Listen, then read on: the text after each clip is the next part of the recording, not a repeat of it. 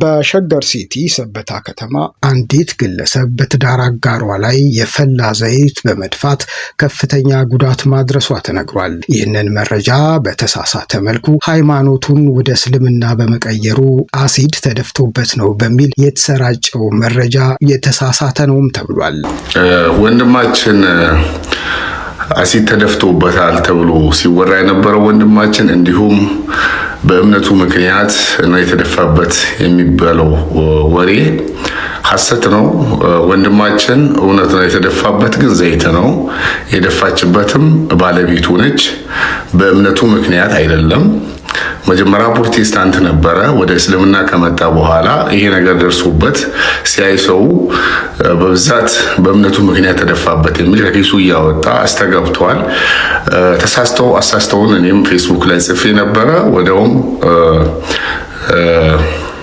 ተመልካቹን ይቅርታ ጠይቄ ሌላ ፖስት አብዲ ረጋሳ በትዳር አጋሩ አማካይነት የፈላ ዘይት ሰውነቱ ላይ በመደፋቱ ከፍተኛ ጉዳት ደርሶበታል። ተጎጂው ወጣት አብዲ ረጋሳ ትናንት ምሽት የረመዳን የኢፍጣር መርሃ ግብርን አጠናቆ መኝታ ቤት አልጋ ላይ ጋደም ባለበት ወቅት ባለቤቱ ሳምቡሳ እየጠበሰችበት የነበረውን የፈላ ዘይት በላዩ ላይ በመድፋት ጥቃቱን እንደፈጸመችበት ነው የተገለጸው። በደረሰበት ከፍተኛ የቃጠሎ አደጋ ወጣቱ በአሁኑ ወቅት በሕክምና ተቋም ውስጥ የሚገኝ ሲሆን የጤና ባለሙያዎች የጉዳቱን መጠን እየተከታተሉ ይገኛሉ። ድርጊቱ በማህበረሰቡ ዘንድ ከፍተኛ ድንጋጤን ፈጥሯል። ይህንኑ መረጃ በተሳሳተ መልኩ እምነቱን በመቀየሩ በአሲድ ጥቃት ደርሶበታል በሚል የተሳሳተ መረጃ ማህበራዊ ሚዲያው ላይ ሲሰራጭ ነበር። ታዲያ ይህን ተከትሎ በርካቶች ትክክል አይደለም፣ የተሳሳተ ነው መረጃ ነው በማለት እውነታውን በዚህ መልኩ አጋርተዋል።